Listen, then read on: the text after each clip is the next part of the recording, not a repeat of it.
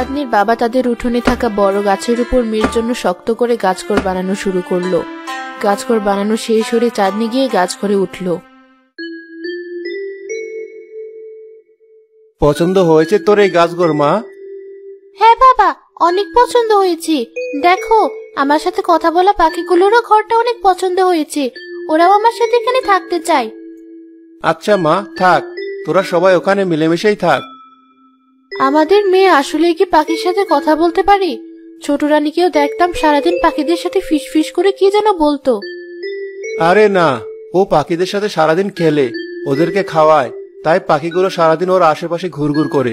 তুমি একটু বেশি চিন্তা করো, ছোট মানুষেরা তো অমন কত কথাই বলে। তুমি হয়তো ঠিক। জানো চাঁদনি, আমি নিশ্চিত যে তুমি একজন রাজকুমারী, কারণ তোমার মতো শুধু একজনকেই আমি চিনতাম, যে কিনা আমাদের সাথে কথা বলতে পারতো। কি যে বলো, আমার মা বাবাকে তো তুমি চেনোই।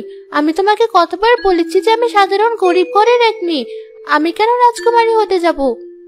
তবুও তোমাদের কথাবার্তার চালচলনে কত মিল। আমি নিশ্চিত তুমি তার মেয়ে না হলেও তার সাথে তোমার কোনো না কোনো ভাবে সম্পর্ক আছে। চাঁদনি, ছোট একটা ছেলে বিপদে পড়েছে, রাস্তায় দাঁড়িয়ে কাঁদছে।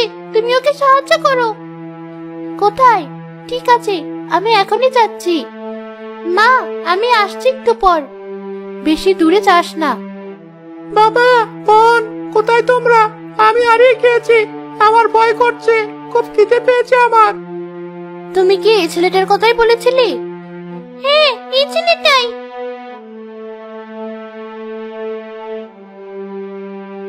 মা, তুমি? না, আমি তোমার মা না।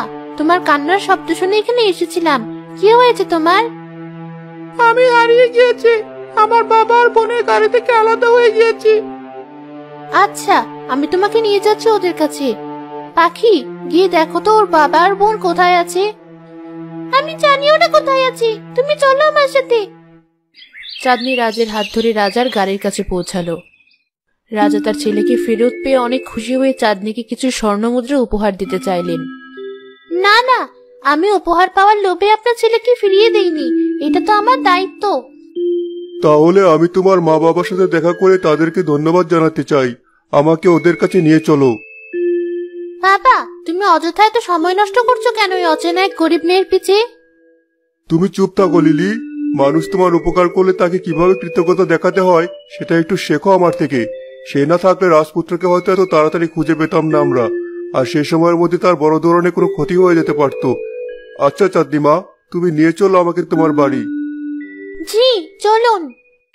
চাঁদনি কোথায় চলে গেল? এখনো আসছে না যে। মা দেখো, কাকে নিয়ে এসেছি আমি। রাজামশাই এখানে? এতদিন পর কি মনে করে এখানে এলো? চাঁদনিকে নিয়ে যেতে আসেনি তো আমার কাছ থেকে। রাজমহলে ছোট রানীর ঘরে জন্ম নিল সুন্দর ফুটফুটে এক মেয়ে সন্তান। বড় রানী মেয়ে জন্ম নেওয়ার খবর পেয়ে পরিকল্পনা করলো সেই শিশুটিকে মেরে ফেলার। ছোট রানী ঘুমোচ্ছিল, তার পাশেই তার সন্তানটিকে চাদরে মুড়ে রাখা হয়েছিল।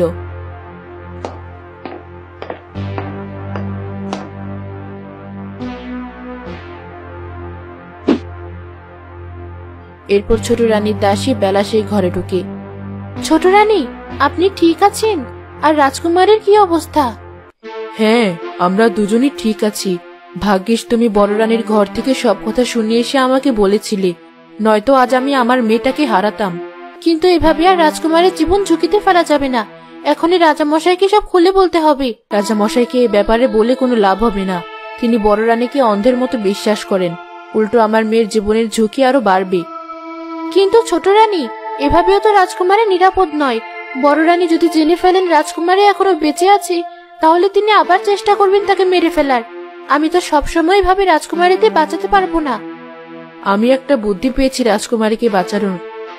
কি বুদ্ধি? তোমার তো কোনো সন্তান নেই, তাই তুমি যদি আমার মেয়েটাকে নিয়ে গিয়ে পালো, তাহলে তোমারও সন্তানের অভাব পূরণ হবে, আর আমার মেয়েটাও বেঁচে থাকবে, সাথে ভালো দুজন মা বাবাও পাবে। এ কি বলছেন ছোট রানী? আমার মতো গরিবের ঘরে রাজকুমারী বড় হবে? সে তো কিছুই পাবে না ঠিক মতো, তার অনেক কষ্টে বড় হতে হবে।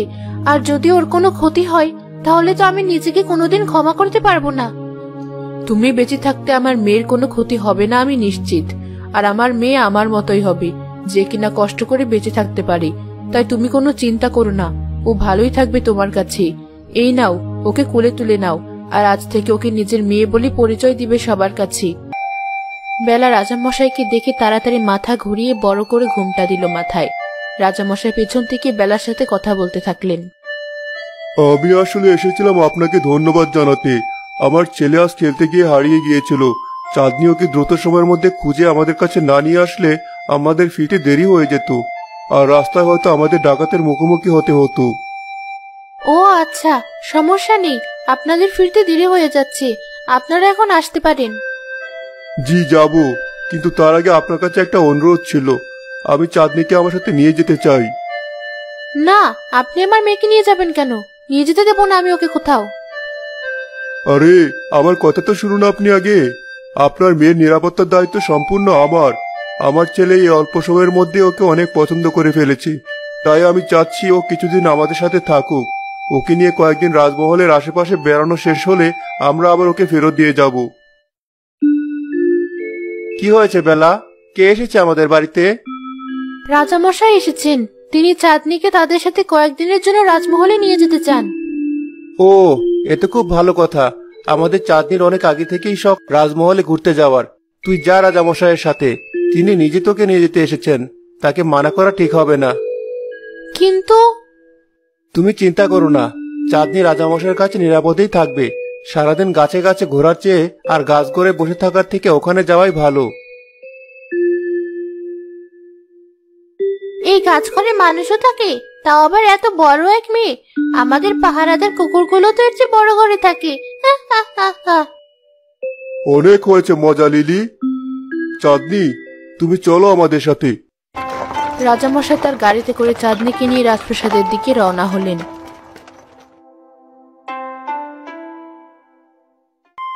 এই মেয়েটাকে কোথা থেকে আপনি উঠিয়ে আনলেন? ভালোভাবে কথা বলো। তোমার দেখা দেখি তোমার মেয়েও সব আদব কায়দা ভুলে যাচ্ছে। এই মেয়েটা না থাকলে আজ হয়তো আমি আর রাজপুত্রকে ফিরে পেতাম না। তোমার উচিত ওর প্রতি কৃতজ্ঞতা প্রকাশ করা। মোহরের লোভে হয়তো এমনটা করেছে। কটা মোহর দিয়ে দিলেই পারতে। কি দরকার ছিল এমন একটা মেয়েকে রাজমহলে তুলে আনার? আমি তাই করতে চেয়েছিলাম, কিন্তু ও সাধারণ 8-10টা মেয়ের মতো না, তাই ওকে রাজমহলে নিয়ে এসেছি। আর রাজপুত্র ওকে অনেক পছন্দ করেছে। তুমি তো জানোই, রাজ কাউকে সহজে পছন্দ করে না, এমনকি তোমাকে আর লিলিকেও না।